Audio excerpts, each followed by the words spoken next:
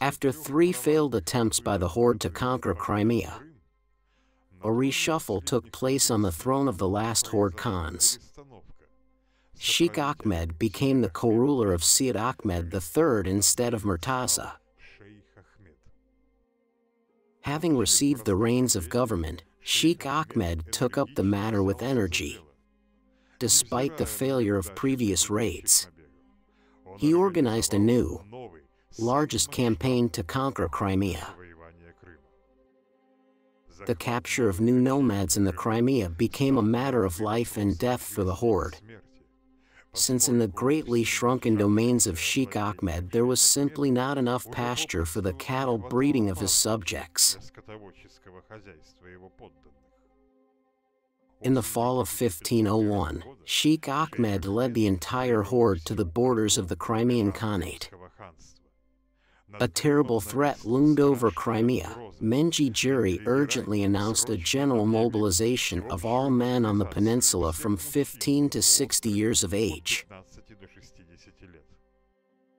The Horde stood in the Dnieper steppes, planning to break into Crimea in the spring. But an unusually severe winter came. Horde 1,000 died from frosts, and many of them, even Sheikh-Ahmed's own wife, secretly fled to Crimea. When in late spring Mengli Gerai finally advanced to meet the enemy, he didn't even have to fight. The exhausted Horde members went over to his side.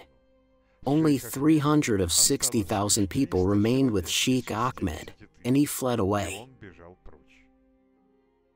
Gerai's victory over Sheikh-Ahmed took place in mid-June 1502, at the confluence of the Sula River and the Dnieper. Nowadays this area is located in the Poltava region and is covered by the waters of the Crimean Reservoir. Having taken possession of the headquarters of Sheikh-Ahmed, the Crimean Khan, according to the custom of the Chingizids, himself inherited the title of his defeated rival. From now on, Mengli Gerai began to be formally considered the Khan of not only the Crimea, but also the entire Horde.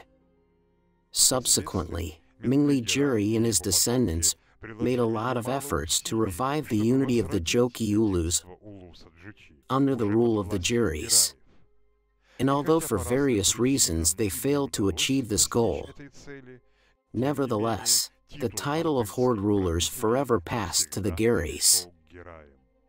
Until the end of the 17th 100th anniversary, the Crimean Khans in their documents officially called themselves the Great Khans of the Great Horde.